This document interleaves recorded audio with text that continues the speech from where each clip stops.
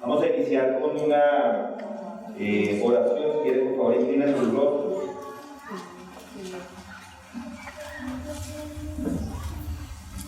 Padre Todopoderoso, aquí todos los corazones están abiertos y aquí todos los deseos están conocidos y aquí no hay secretos escondidos.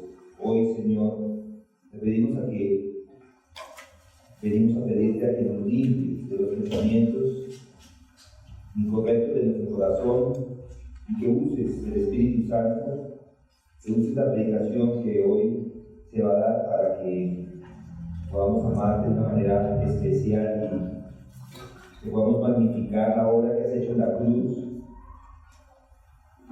Podamos decir: Jesús es nuestro Señor. Te pedimos esto en el nombre de Cristo. Amén. Hoy tenemos un privilegio. Tenemos el privilegio de comenzar un nuevo capítulo en ese maravilloso Evangelio de Mateo. Hoy vamos a empezar el capítulo 11.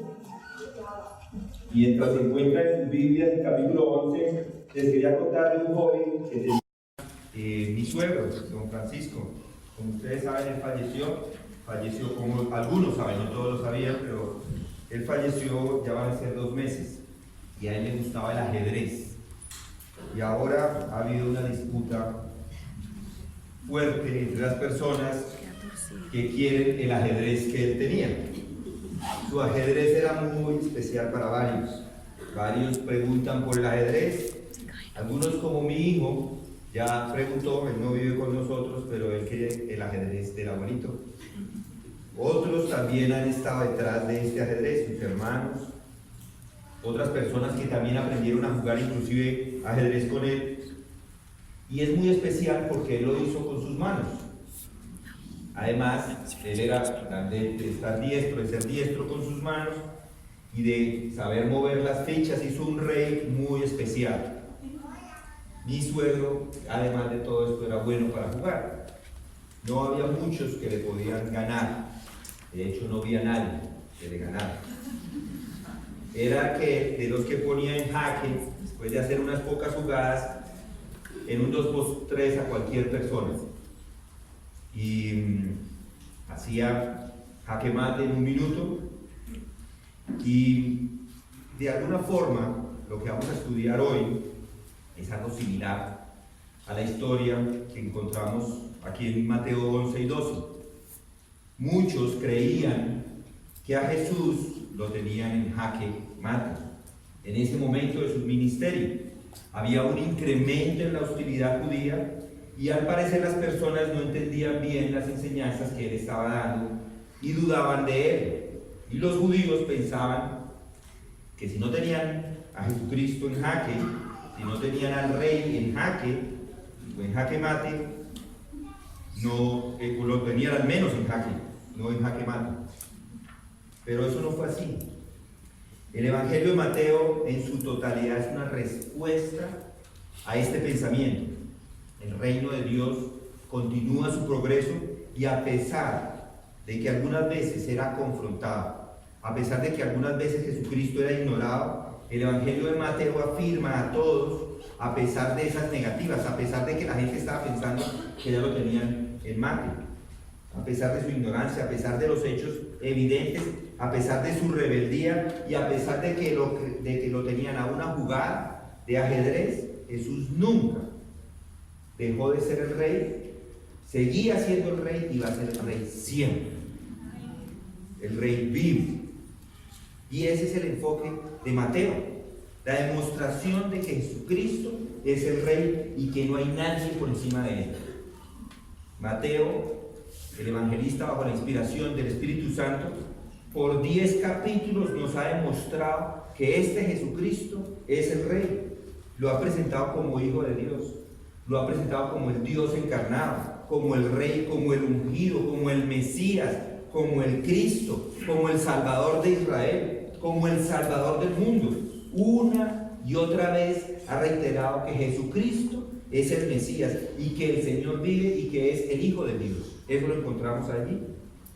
Mateo, como un buen oponente de sus rivales, como el mejor de los ajedrecistas, nos lo ha demostrado. Ha cerrado todas las opciones de los incrédulos, demostrando y presentando los testimonios más eficaces de las afirmaciones que decía Cristo. Mateo está moviendo las fichas y llevando a las personas que rechazan a un punto en el cual no tienen escapatoria. Noten los movimientos de Mateo, capítulo 1. En el capítulo 1 comenzamos con la historia. Comenzamos con el testimonio de la historia, a ver la genealogía y la ascendencia que señala a Cristo como el Mesías. Lo estudiamos. En el capítulo mismo 1 encontramos ese testimonio de su nacimiento. Es un nacimiento virginal, como el texto nos dice. Fue concebido de una manera única y fue concebido por el Espíritu Santo sin un padre humano. Luego nos da el testimonio cumplido en el capítulo 2, cuando Cristo cumple esas predicciones del Antiguo Testamento en detalle. Luego en el capítulo 3 está el testimonio de Juan el Bautista, un profeta de Dios, un hombre lleno del Espíritu Santo desde el vientre de su madre, que dice: este es el Mesías. Luego en el capítulo 3, si recuerdan, está el testimonio de Dios, el testimonio de Dios Padre, cuando dice en el bautismo: este es mi Hijo amado.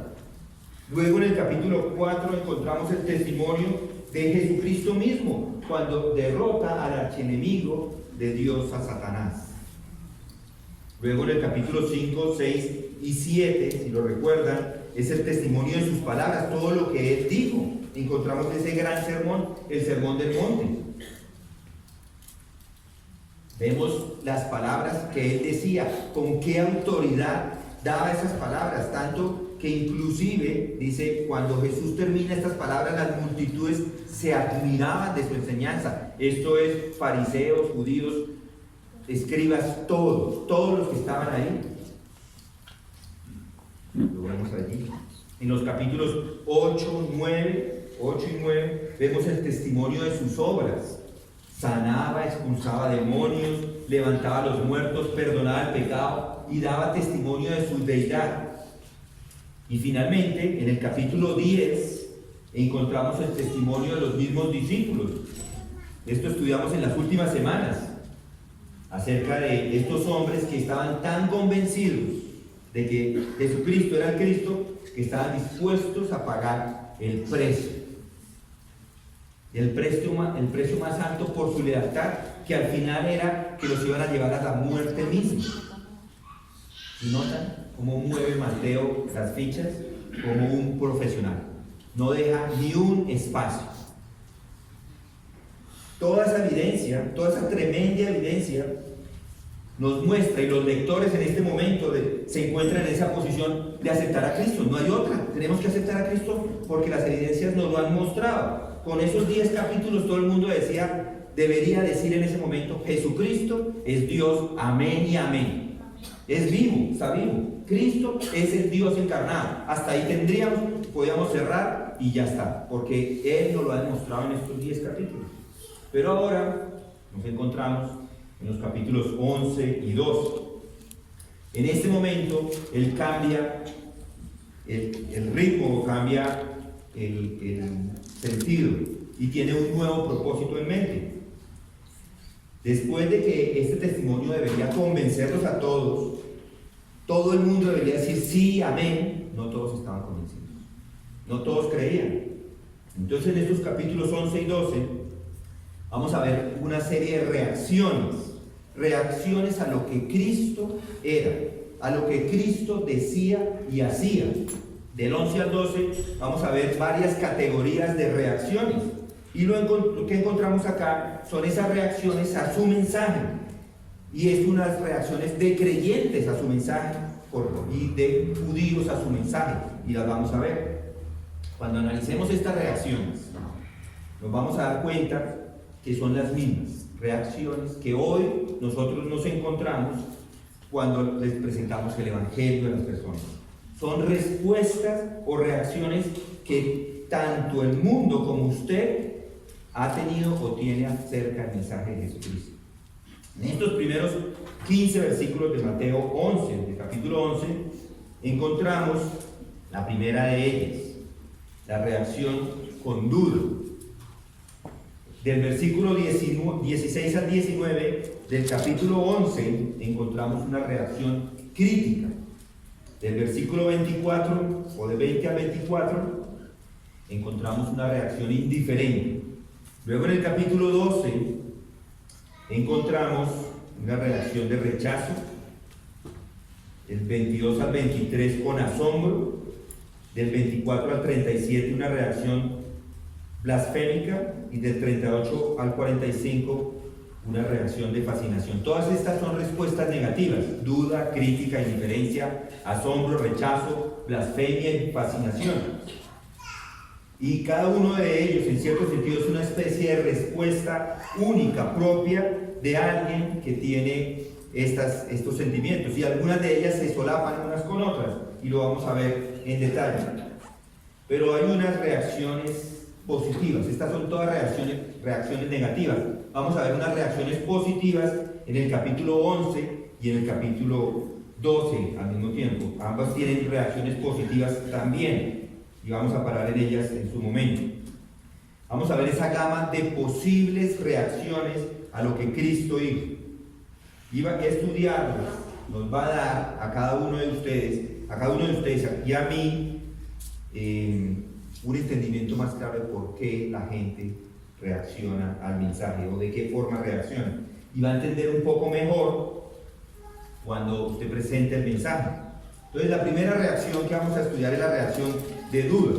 Por eso, el título de nuestro sermón hoy es: ¿eres tú el que has de venir o esperamos a otro? Y esto es lo que vamos a ver en estos primeros 6 versículos del capítulo 11 de Mateo. Inclusive podríamos llamarlo la reacción de perplejidad o de confusión, pero yo creo que duda funciona mejor. Esos dos términos, perplejidad y confusión, no nos dan la claridad que nos da la duda. Las dudas las encontramos en el Nuevo Testamento y se centran principalmente en creyentes. Esto es muy importante. Los que dudan son los que creen, porque primero tiene que creer para luego dudar. Primero tiene que comprometerse con Él antes de empezar a cuestionarlo. Y los términos que encontramos acá, que rodean este concepto de duda, nos van a ayudar y nos van a ayudar a entender por qué los creyentes dudan.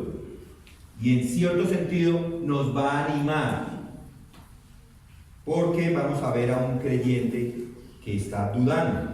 De hecho, la ilustración de Mateo resulta nada más y nada menos que de Juan el Bautista. Él es el que duda, Juan el Bautista. Piensen en esto. Piensen lo que se dice acerca de Juan: de los nacidos de mujer hasta hoy es el mayor de todos. Impresionante. No ha habido hombre más grande que Juan el Bautista. Ahora, si el hombre más grande que ha existido tuvo dudas, ¿no les consuela un poquito? La duda es un problema básico de los creyentes. Recuerden cuando Pedro caminaba por el agua y se hundió, y al instante Jesús, extendiendo la mano, lo sostuvo y le dijo: hombre de poca fe, ¿por qué dudaste? ¿Sí recuerdan? Mateo 14:31. Ya los apóstoles se habían comprometido con Él, habían creído en Él, pero dudaban. ¿Recuerdan lo que dijo Jesús a Juan el apóstol? Le dijo: en verdad os digo que si tenéis fe y no dudáis, no solo haréis lo de la higuera, sino que aún si decís aún a este monte, quítate y echa al mar, y así sucederá. Jesús tenía que recordarles a los apóstoles que no dudaran. Y lo más asombroso de todo está en Mateo 28. El versículo dice: y cuando lo vieron, lo adoraron, pero algunos dudaron. Increíble. En Lucas 12:29 dice: y si Dios viste así la hierba del campo, que hoy es y mañana es echada al horno, ¿cuánto más hará por vosotros, hombres de poca fe? No tenían la fe que necesitaban. Vosotros pues no busquéis qué habéis de comer ni qué habéis de beber, y no estéis preocupados. ¿Por qué estaban preocupados? Porque dudaban. No duden. Y 1 Timoteo 2:8 dice, por consiguiente quiero que en todo lugar los hombres oren levantando manos santas, sin ira ni discusiones. Esta palabra discusión hace relación a razonamientos que llevan a la incertidumbre, que llevan a la duda. Santiago también dice esto, dice, siendo hombre de doble ánimo, inestable en todos sus caminos. Otra vez, esa palabra inestable hace relación a una persona que vacila. Así que la duda es un asunto que pertenece a la vida de todos los creyentes. Por eso no deberíamos estar tan sorprendidos cuando vemos que el más grande de todos, Juan el Bautista, duda. Y vamos a leer los 6 versículos del capítulo 11. Y sucedió que cuando Jesús terminó de dar instrucciones a sus 12 discípulos, se fue de allí a enseñar y predicar en las ciudades de ellos. Y al oír Juan en la cárcel de las obras de Cristo, mandó por medio de sus discípulos a decir, ¿eres tú el que ha de venir o esperamos a otro?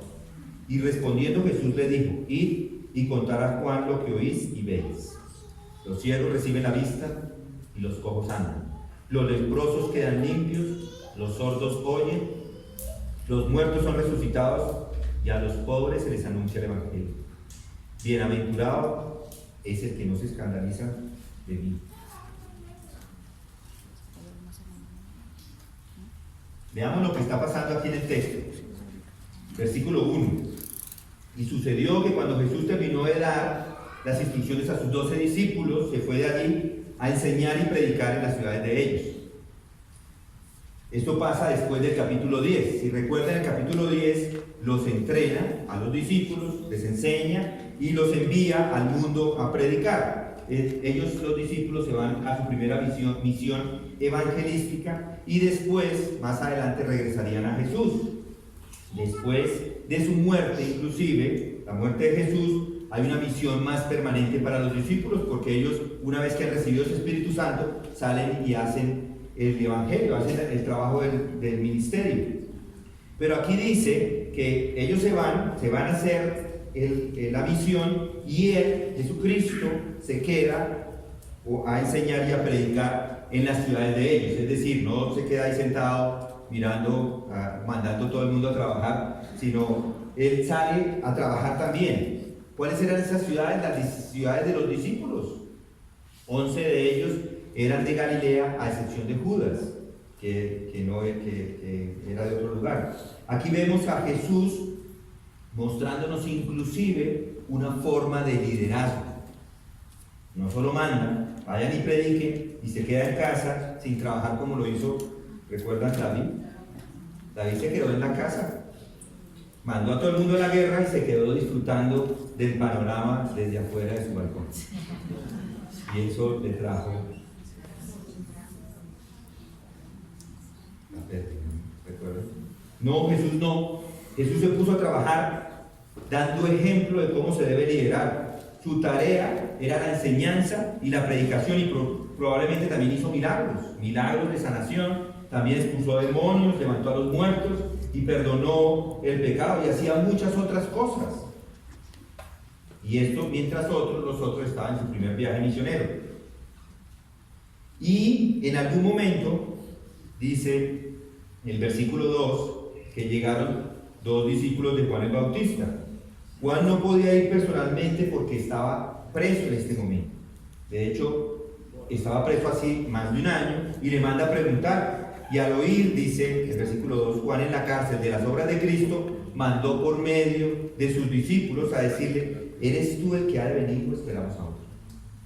Esto es una pregunta un poco rara, si la notan, que le hacen estos 2 discípulos de Juan a Jesucristo. ¿No les parece una pregunta como rara? Porque ¿quién era este Juan el Bautista? Él anunció su venida. Él dijo estas palabras, he aquí el Cordero de Dios.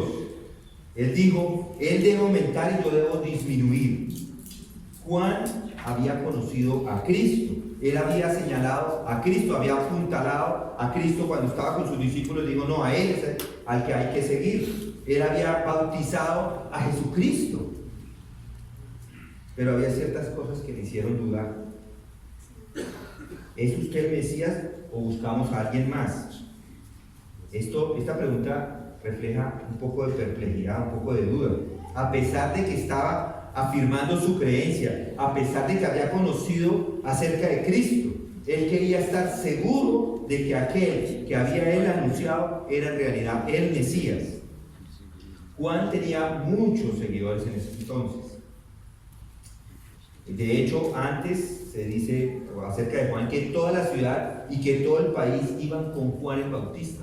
Muchos le seguían porque tenía estos seguidores y él estaba predicando acerca del arrepentimiento. Y hay unos que se quedaron muy cerca de él y trabajaron muy cerca con él. Y envió a unos de estos a Jesús para asegurarse de lo que él pensaba era cierto.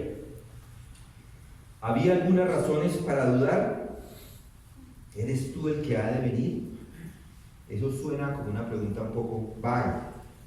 Dímelo, diría Juan. La verdad, dígamelo si es usted.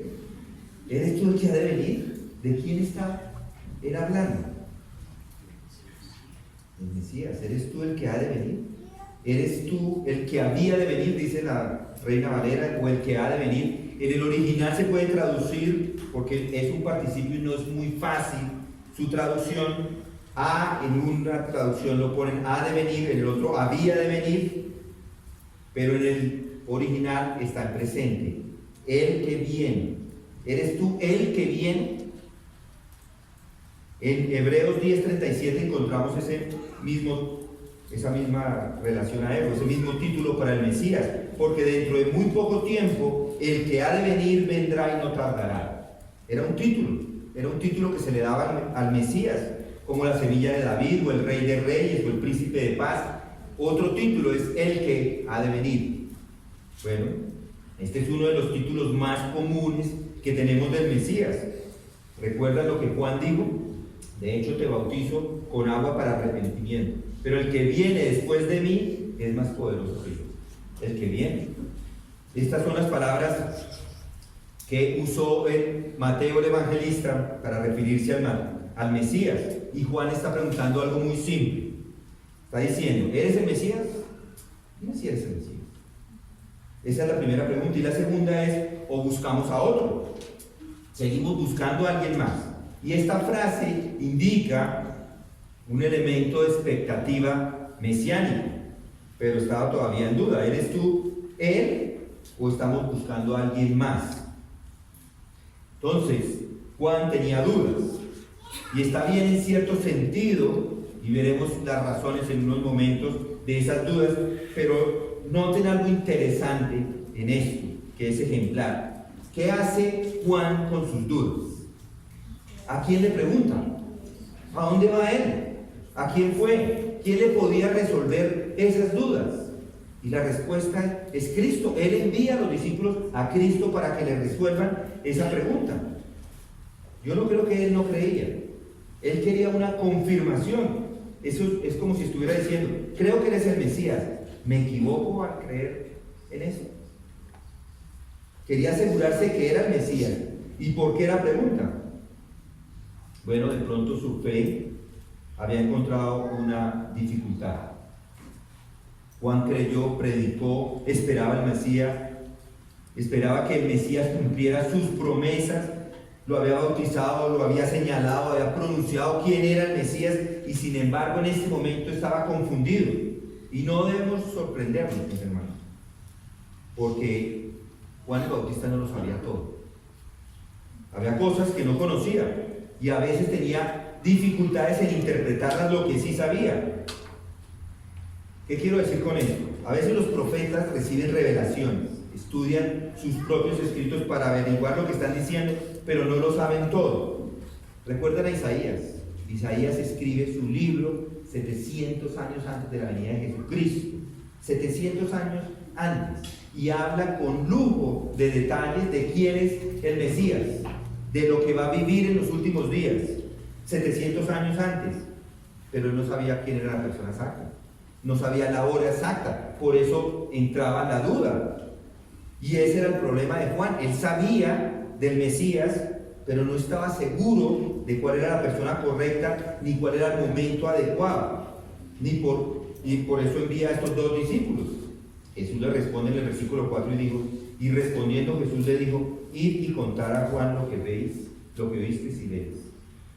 Los ciegos reciben la vista y los cojos andan, los leprosos quedan limpios, los sordos oyen, los muertos son resucitados y a los pobres se les anuncia el Evangelio. Y noten un pasaje paralelo que encontramos en Lucas. Cuando los hombres llegaron a él, Lucas 7. Cuando los hombres, bueno, ya están todos ahí, no escuché ni una hoja.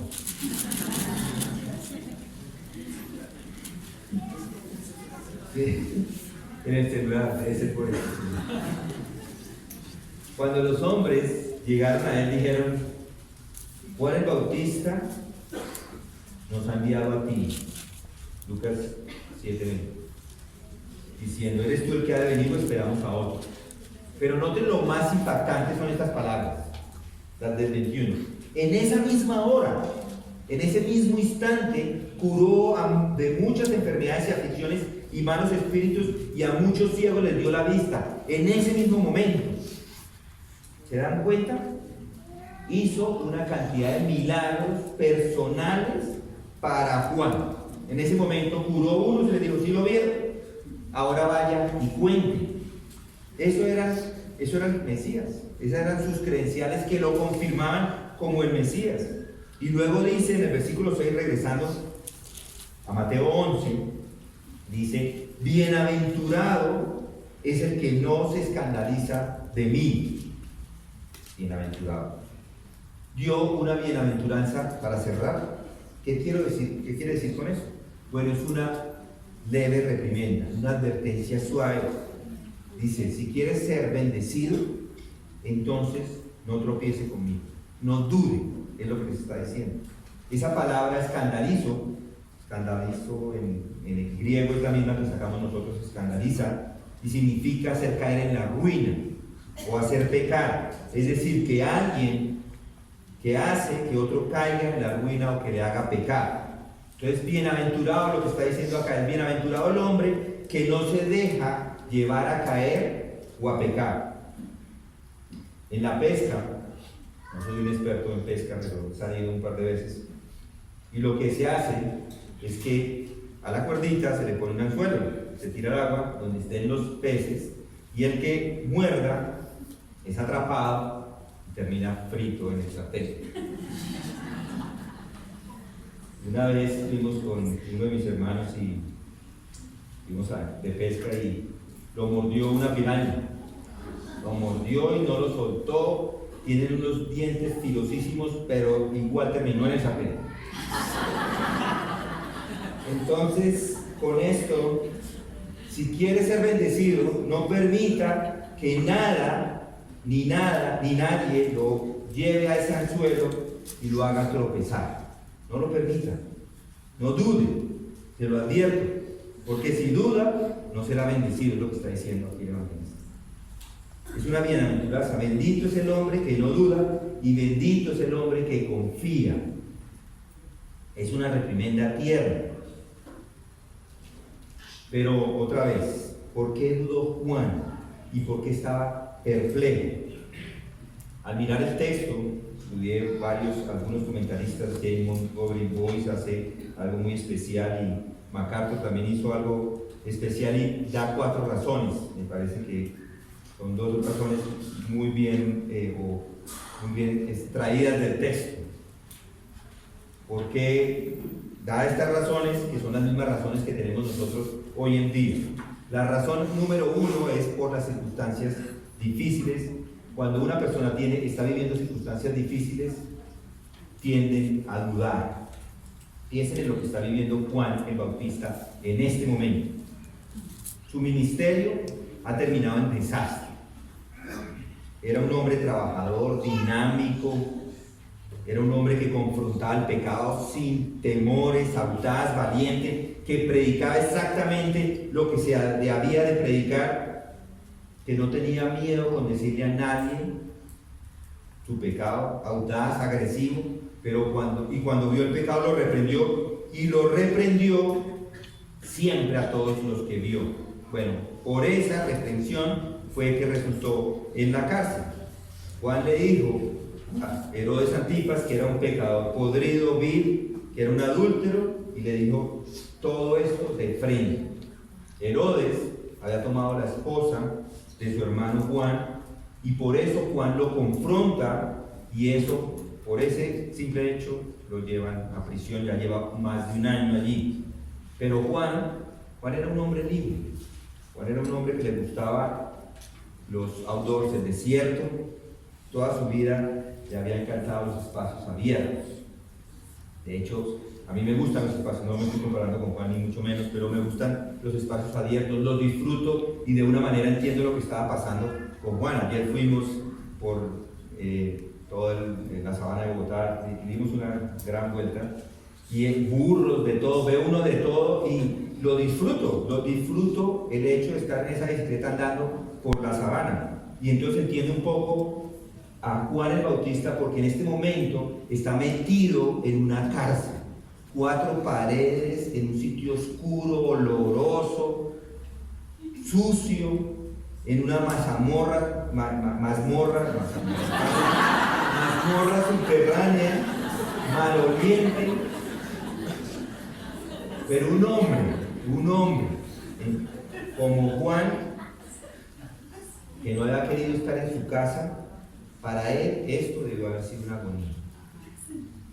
Juan era un verdadero santo, era un profeta de Dios, era un profeta de los grandes, santo, fiel, desinteresado, leal. Había hecho exactamente lo que Dios le dijo que hiciera y lo había hecho bien. Había anunciado la gloriosa venida de nuestro Señor Jesucristo, del Mesías. Había dicho que Él iba a establecer su reino. Incluso era pariente cercano de Jesucristo. Había estado lleno del Espíritu Santo desde su mismo nacimiento, desde el vientre de su madre, aquí había estado. Había tomado el voto nazareo, era el más alto nivel de compromiso espiritual posible. ¿Y cuál era su recompensa? La mazmorra, la cárcel. Juan tiene dudas. Las dudas provienen de esa incapacidad de poder lidiar con esas circunstancias negativas, con los juicios. Y a veces nuestras dudas vienen como las mismas dudas de Juan. Se convencen de que pertenece al Señor, que el Señor va a cuidar de ustedes, y cuando sale algo mal, entonces se empieza a dudar. Muere un hijo, muere un familiar, muere un esposo, una esposa, su padre, su madre, un querido amigo, alguien tiene cáncer, alguien le dio un paro respiratorio, un ataque al corazón, un niño es golpeado por un carro, y comienza a decir: Dios, ¿es así como se supone que debe ser? ¿No te importa? Yo creo que tú no me amas. Si todo no va como debería ir, probablemente usted y yo nos preguntamos si en realidad Dios nos ama, y creemos, o en ese momento nos vamos hacia la duda. Una vez que comienza a pensar de esa manera, Satanás se pone detrás suyo y le da un empujoncito, y ya todo cae. Empieza a empujar y cae en egoísmo, en ignorancia, y ya deja de ver el plan de Dios, y en un constante problema se mete como al mundo, duda de Dios, y duda de que a Él le preocupa, y duda de que Él le ama, y cuando pierde el trabajo o algo así, empieza a cuestionar a Dios. Bueno, Juan dudó debido a circunstancias difíciles, y de alguna forma lo entiendo. Pero ¿sabe qué fue lo que hizo? Hizo lo correcto. Fue inmediatamente al Señor. Y ese es el lugar donde hay que ir. Si tiene dudas sobre cualquier tipo de cosas, vaya al Señor. Le dice: Señor, ¿me ayudarás?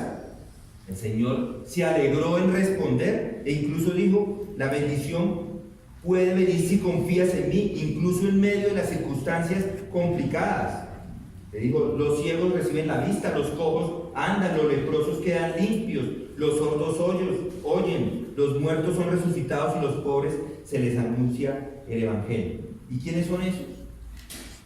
¿Quién es esa lista de personas? ¿Quién es toda esa gente lisiada, desmoronada, rota, herida? Le está diciendo Jesús a Juan, si crees, tú crees que a mí no me importa la gente. Miren los que están sufriendo. Échenle un vistazo al tipo de gente que yo toco. Sí me importan. Y esto es solo un adelanto de las cosas que verás en el reino. Eso es lo que le está diciendo Jesucristo a Juan. Este es un preview, es un adelanto. A algunos de ustedes les gustan las películas y ven los previews y dicen, yo esto es lo que quiera, esta es la película que quiero ver. Así está, eso es lo que nos está mostrando en este momento Jesús, o le está mostrando Jesús a Juan el Bautista, un preview. Le está diciendo, eso es lo que viene, para que él esté tranquilo. Si me importan, es lo que le está diciendo. No ve la gente, el tipo de gente que toco. ¿Recuerdan? Él toca a los leprosos, que nadie tocaba. Y Juan seguía en la mazmorra. Nunca mejoró en realidad su situación. De hecho, empeoró. Porque de allí le salió, pero para que le cortaran la cabeza. A veces la duda proviene de circunstancias difíciles. Pero esas circunstancias difíciles es solo una oportunidad para ejercer la fe. Y la fe, cuando se ejerce, se hace más fuerte. Entonces, las circunstancias difíciles tienden a hacernos dudar. Segundo, por la segunda causa, son las influencias mundanas. Las influencias mundanas. Noten el versículo 2. Otra vez. Y al oír Juan en la cárcel de las obras de Cristo, mandó por medio de sus discípulos. Juan había oído hablar de las obras de Cristo y esto le confundió. ¿Y por qué le confundieron las obras de Cristo? Porque las obras de Cristo no eran paralelas a lo que el pueblo pensaba que el Mesías debía hacer. La gente pensaba que cuando llegara el Mesías, primero, ¿qué iba a hacer? A matar a todos los romanos, ¿cierto? ¿Recuerdan? Limpiar la tierra, sacarlos de aquí y devolverle la tierra a Israel. Y en segundo lugar les iba a dar alimento gratis. Un estado de bienestar instantáneo. Y Juan se había convertido en una víctima del pensamiento de la época. Las injusticias seguían allí. El pecado estaba por todas partes. Él había sido víctima del pensamiento de la gente que lo rodeaba. Tenía un concepto confuso de la venida de Cristo y lo tenía confuso porque veía al mundo que lo rodeaba. Una de las cosas interesantes que encontramos de los judíos se ve en Mateo 16. Vayan conmigo a Mateo 16, versículo 13. Cuando llegó Jesús a la región de Cesarea de Filipo, preguntó a sus discípulos diciendo, ¿quién dicen los hombres que es el Hijo del Hombre? Y ellos dijeron, unos Juan el Bautista y otros Elías, pero otros Jeremías o uno de los profetas. Él les dijo, ¿y vosotros quién decís que soy yo? Respondiendo Simón Pedro dijo, tú eres el Cristo, el Hijo del Dios viviente. Pero noten varias cosas. En ese momento estaban esperando un grupo de personas, unas personas, un montón de personas que vendrían y el Mesías sería el último. Por eso en Mateo 16 Jesús les dijo a los discípulos, ¿quién dicen los hombres que soy yo? ¿Qué refleja eso? Que ellos estaban siendo influenciados por el pensamiento judío. Primero sería Elías, luego Jeremías, luego un grupo de profetas, luego el profeta de Deuteronomio 18 y finalmente el Mesías vendría. Cuando Jesús no hizo lo que Juan pensó que debía hacer, Juan comienza a pensar, tal vez es otra de esas personas, tal vez es uno de ellos.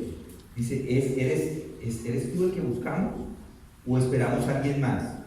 ¿Eres tú uno de los de la línea, de la fila? Hay unos que están en fila que habían de venir, ¿eres tú uno de ellos? Inclusive Juan había sido afectado por esa desinformación judaica, porque encontramos en los primeros versículos que fue plano, fue sencillo, demostrado que él era el Mesías.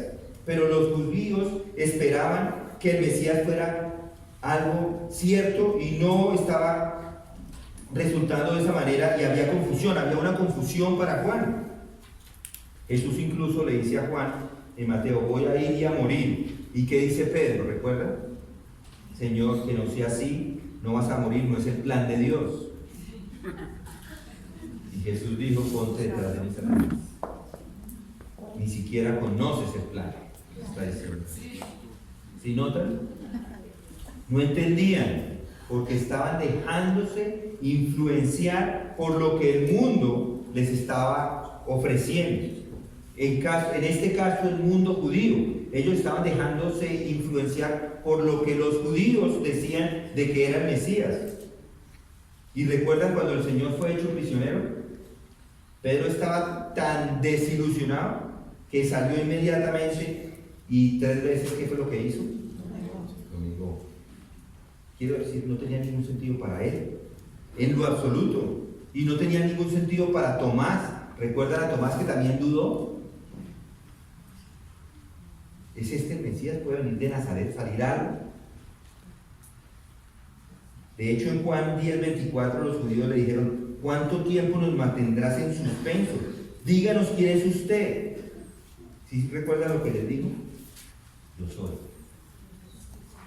Ahora nos enfrentamos hoy en día a las mismas causas de dudas. Dudamos porque estamos dudosos del plan de Dios. No sabemos, no estamos seguros del plan de Dios y dejamos que el mundo tome el control de qué debemos pensar. ¿Alguna vez ha oído esta pregunta? Si Dios es un Dios de amor, ¿por qué el mundo está tan mal? ¿Alguna vez oyó eso? Si Cristo ama tanto a todos, ¿cómo es que los niños mueren? Y la gente muere, y la gente tiene enfermedades, y hay guerras en este mundo, y hay muerte. Y si Dios es un Dios de amor, ¿por qué no hace las cosas bien en este mundo? ¿Por qué hay tanta injusticia? Si Dios es tan amoroso, y su Cristo es tan amoroso, ¿por qué va a enviar a todas esas personas al infierno? Dicen algunos. Estoy seguro que ha escuchado eso. Lo que está diciendo las personas con esas palabras es que ellos quieren un Cristo a su manera. Si no encaja de la manera como yo lo creo, entonces no lo creo. No creo en ese Cristo. Algunos se preguntan: si quiere que todos lo amen y es tan poderoso, ¿por qué no quita las falsas religiones y todo el mundo cree? Pero mis hermanos, es que el mundo no conoce a Dios. El mundo no conoce a Dios, el mundo no conoce el plan de Dios, el mundo no conoce a Cristo, no entienden quién es Él. El hombre natural no entiende las cosas de Dios. Y si usted empieza a dejar que el mundo lo obligue a pensar que Cristo debe ser quien ellos dicen que debe ser, entonces va a empezar a dudar. Porque vamos a las Escrituras. A Él es el que hay que ir. De nuevo la solución es ir a Él. Por eso es que Juan el Bautista hizo eso y fue a Jesucristo directamente. Y Juan le dice: ¿no ves que soy yo? Le dice Jesús. Estoy llegando a los pobres, estoy revertiendo la enfermedad, estoy revertiendo la muerte. ¿No lo ve? Le está diciendo a Juan. Tengo el poder para hacerlo, tengo el poder para revertir la maldición, y algún día lo haré completamente en mi reino. Entonces, la gente duda, primero, porque las circunstancias difíciles tienden a hacernos dudar. Segundo, porque las dudas son a veces influencias mundanas. Y en tercer lugar, por una revelación incompleta. Ahí mismo en el versículo 2, Juan había oído hablar de Jesús, y había oído o había escuchado lo que estaba pasando. Pero a diferencia de los discípulos, y yo pienso que es una duda legítima, pero a diferencia de los discípulos eran testigos oculares. ¿Recuerdan a Pedro y algunos de los otros? Ellos fueron testigos oculares de su majestad en la transfiguración. Ellos lo vieron con sus ojos. ¿Recuerdan lo que dijo Juan en 1:1? Que nosotros lo tocamos, ellos lo tocaron. ¿Recuerdan lo que tenemos acá? Inclusive nosotros, para nosotros es más fácil porque tenemos la revelación escrita.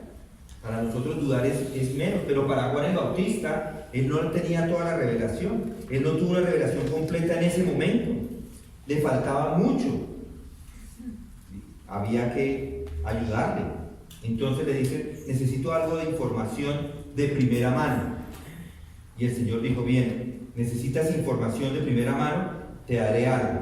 Y recuerdan a Lucas, justo allí en el acto Jesús hizo los milagros. Hizo los milagros y dijo, estos son para Juan, estos son los milagros que ahora son llevados para él, se los voy a entregar a él, díganles a él. ¿Qué estaba haciendo aquí Jesús con Juan? Estaba completando la revelación, una revelación más completa. ¿Y cómo se relaciona esto conmigo? ¿Saben por qué la gente duda? No solamente por las circunstancias negativas o influencias mundanas, sino que la gente duda porque simplemente no tiene la revelación de Dios. Igual nosotros. Duda porque no se expone diariamente a la revelación de Dios. Deje que Dios hable a través de su palabra, para que no dude. ¿Recuerdan a los dos hombres en el camino de Emaús? En Lucas 24 estaban caminando, estaban en medio de duda, confusión, de perplejidad. El Señor vino y les abrió ¿qué? Las Escrituras. Y comenzó a hablar en las Escrituras las cosas concernientes a sí mismo. ¿Y qué pasó? Sus ojos se abrieron y lo vieron y dijeron, ¿no ardió nuestro corazón dentro de nosotros cuando hablábamos en el camino y nos abrió la Escritura?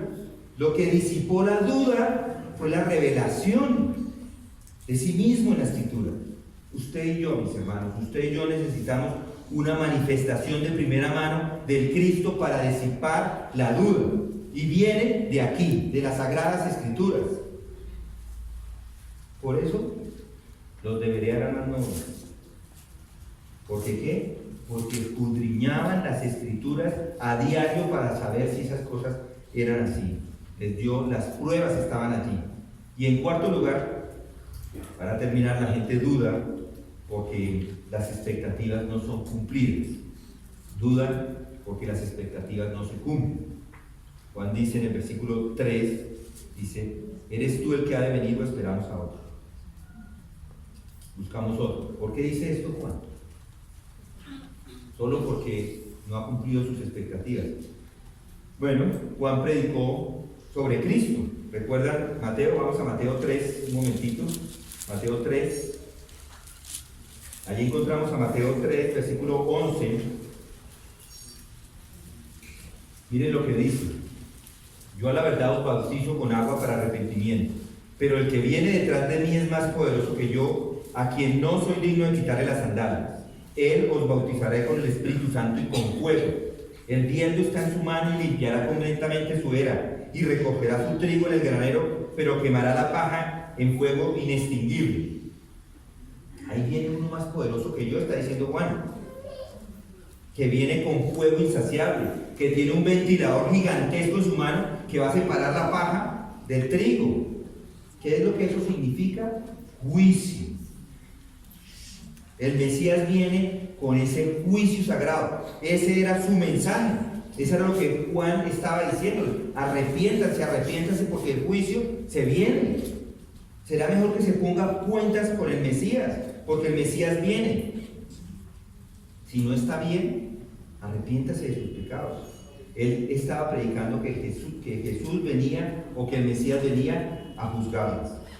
Él estaba predicando que esperaba que el Mesías aterrizara con los pies de bronce ardiendo en llamas. Esperaba que el Mesías viniera a despedazar todo con rayos divinos. Y aquí el Mesías, ¿cómo vino? Vino, escoge a 12 cualquiera, ineptos, camina como manso por toda Galilea. Juan no puede entender esto, no puede entenderlo. Jesús tenía una misión de misericordia Y Juan, ¿qué estaba esperando? Un mensaje de juicio divino. Él estaba esperando la furia, él estaba esperando el fuego y la ira de Dios sobre estas personas. A veces la impaciencia puede llevar a la duda. Espera una intervención divina y no sucede, no se da. ¿Espera usted que Dios haga algo? ¿Cuánto tiempo puede dejar pasar hasta que Dios haga justicia? ¿Hay alguien en su vida, piensen en eso, hay alguien en su vida que es una persona miserable con usted, malvada, vil, y parece que Él es el que prospera? ¿Cuánto tiempo va a permitir que eso siga andando? Bueno, ¿no será que tiene unas expectativas incorrectas? Mis hermanos, si dudan, debido a las circunstancias difíciles, miren sus obras. Ellas demuestran que Él se preocupa por un pueblo en dificultades. Si dudan por la influencia mundana, miren sus obras. ¿Sabes? Él tiene el control y algún día lo va a mostrar completamente. Si dudan debido a una revelación incompleta, entonces, pues miren su palabra, miren sus obras allí, léanla y vean quién es Él. Si dudan porque las expectativas no son cumplidas, miren de nuevo, porque estas son todas las visiones previas que vamos a tener del reino de Dios. Y miren una parte interesantísima en Mateo 14, 10, con esto terminamos.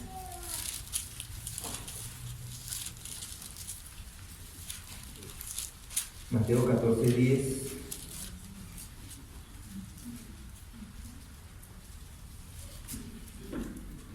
Y mandó decapitar a Juan en la cárcel. Trajeron su cabeza en la bandeja y se la dieron a la muchacha y ella se la llevó a su madre. Los discípulos de Juan llegaron y recogieron el cuerpo y lo sepultaron y fueron y se lo comunicaron a Jesús.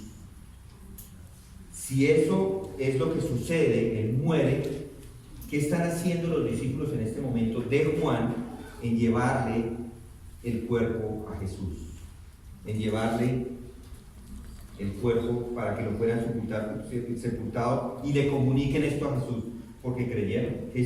Juan el Bautista ha creído, sus discípulos han creído y ahora van allá con Él. Fueron y le dijeron a Él. ¿Por qué se lo dicen a Él? Porque para ellos Jesús era la persona más importante. ¿Por qué? Porque creían en Jesús. Habían creído en Jesús. ¿Y por qué creían en Jesús? Porque Juan creía en Jesús. Juan creyó en Jesús. ¿Y por qué Juan creyó en Jesús? Porque los hechos eran inminentes. Él estaba satisfecho con la respuesta que Jesús le había dado. Y mis hermanos, yo creo que todos dudamos. Si somos infieles, Él permanece fiel, pues no puede negarse a sí mismo. Vamos a orar. Padre, sabemos que la fe de todos los que nos encontramos acá hay momentos en que son débiles y sabemos también que no hay capítulo de nuestras vidas que se haya completado todavía. Todos tenemos problemas y gracias porque nos has enseñado a través de este hombre Juan el Bautista, nos has enseñado que sí te importa, que importaba lo que él entendiera, importaba que así su duda fuera eliminada, no pensaste menos de él. Lo ensalzaste como el hombre más grande a pesar de que tenía dudas. Padre, esto es un signo de la grandeza, que era saber ir a donde tenemos que ir con las dudas. Ayúdanos a saberlo también y a nosotros, Señor. Ayúdanos a orar sin dudar para que seas tú glorificado en nuestra fe, y es en el nombre de Cristo Jesús que oramos. Amén.